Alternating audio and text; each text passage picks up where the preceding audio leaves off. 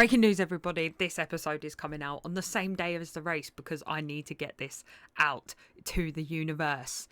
We won't have an episode this Wednesday because I'm putting it out early, you lucky, lucky beans. If you could follow me on TikTok at race.rundown, find me on TikTok, follow me on Facebook, follow me on socials for all the latest news.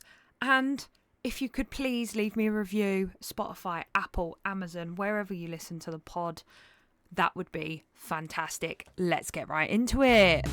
What is up, guys? It's your girl Bex and welcome back to the Race Rundown post Chinese Grand Prix. Woohoo! 7 a.m. this morning, a lovely early wake up call for me. Yes, I am sipping on coffee right now at the time of recording as I am shattered. So let's just hop right into it, shall we? Arguably one of the most dull Chinese Grand Prix there has been in a little while. However, we did have a little bit of a sprinkle of excitement with Alonso with another DNF, 2 for 2 this season so far, with a rear brake fire effectively on the right brake, and not great for old Alonso. 2 DNFs. Stroll, I feel like we should just switch the cars at this point. Let Alonso have Stroll's car.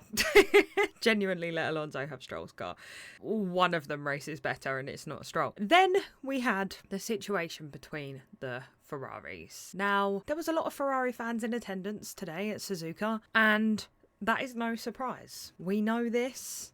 There is a big Lewis Hamilton following out in China. There was a big Mercedes following out in China. Sorry.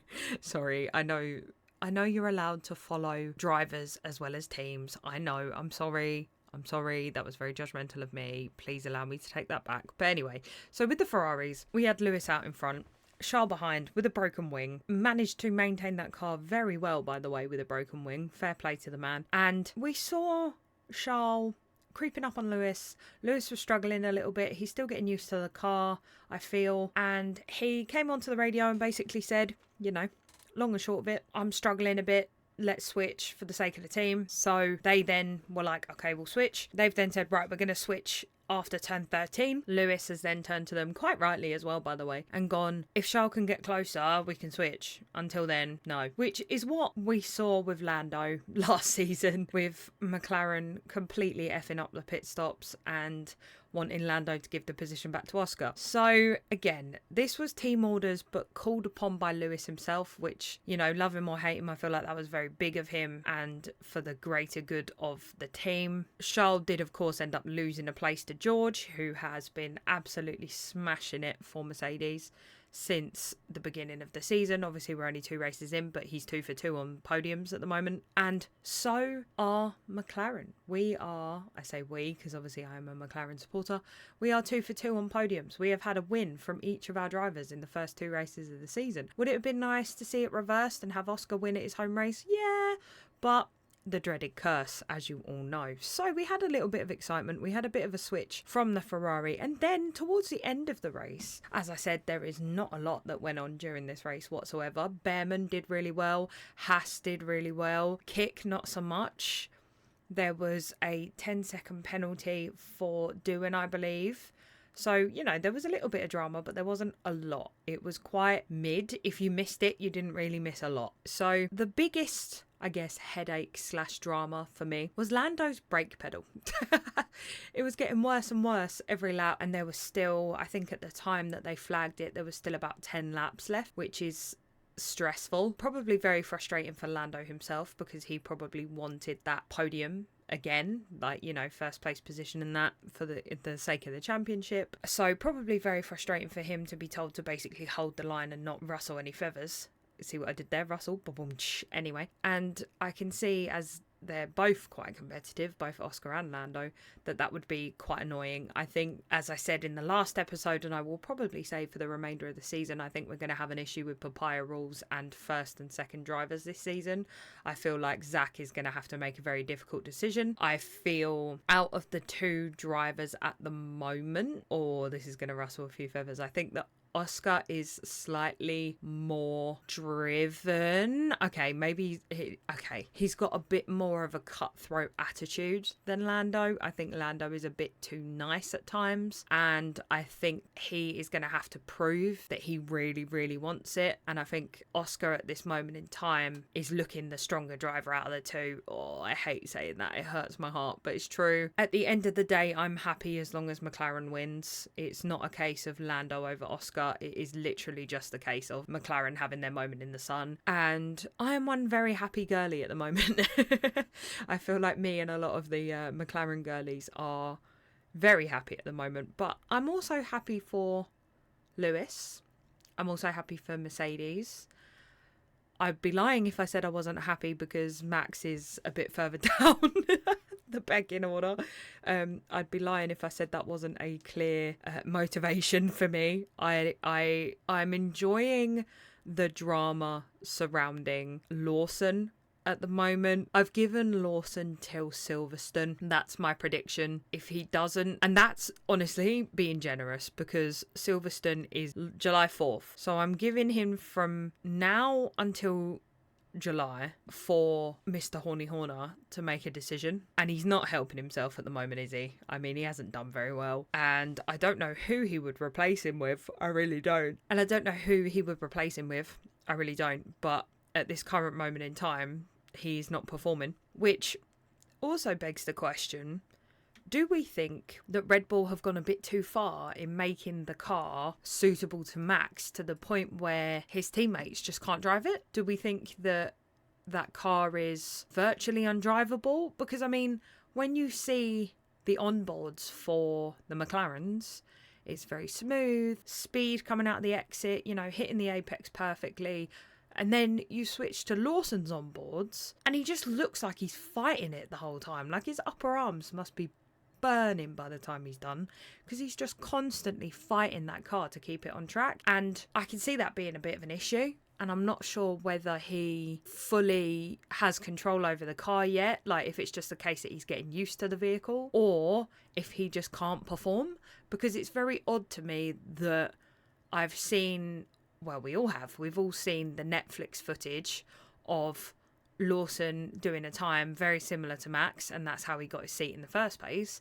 So then in between that being filmed, him being chosen and him going out on track, what the fuck happened? I don't know what's gone wrong, but something has gone wrong because that shit is crazy. For him to be all the way down in 15th at the end of the race, that's crazy. That's crazy. He was 81 seconds off the lead. Even Max was 16 seconds off the lead. So, and if they're both supposed to be in the same car, you know what I mean? Off-track news, it's been quite quiet recently. There hasn't really been a lot going on.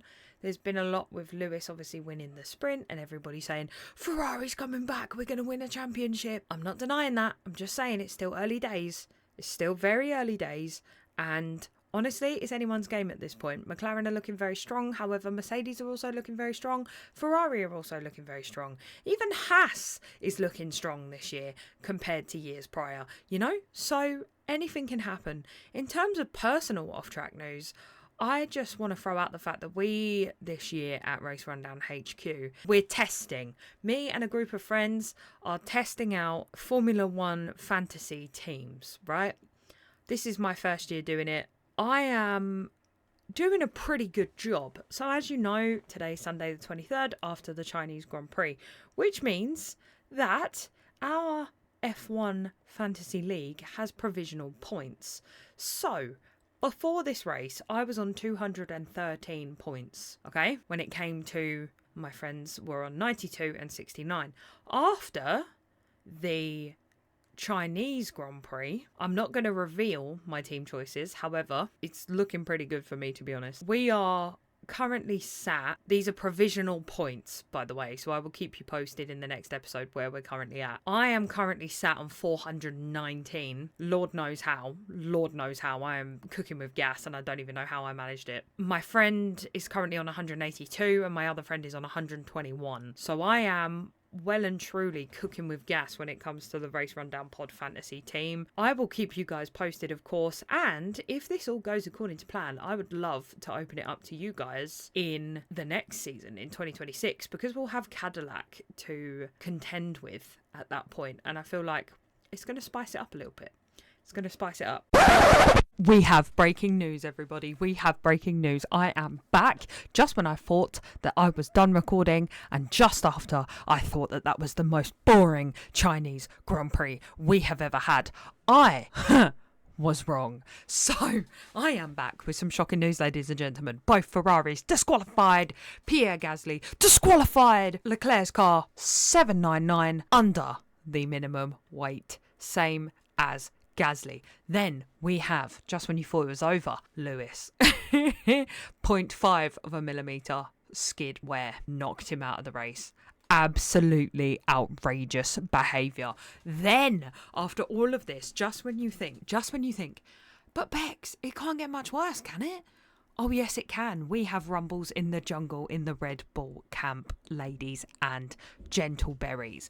We could see Yuki Tsunoda, the Japanese pocket rocket, as I've stated in previous episodes, replace Mr. I'm painfully average Liam Lawson as early as the Japanese Grand Prix. It is all popping off, everyone.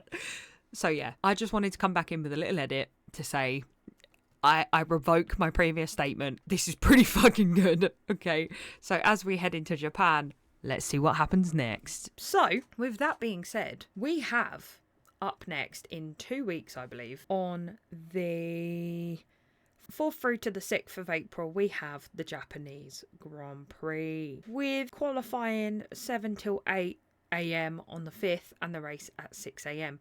I am not going to lie to you, I am not enjoying these early starts at the moment. But after that, we have Bahrain, which is at 4 p.m. in the afternoon. So at least I can get some bloody sleep, she says as she takes a sip of her Sunday morning coffee at 11:02 a.m. And God, does it taste good. So until then, I've been your girl Bex. This has been the Race Rundown, and I'll see you in the next one. Peace.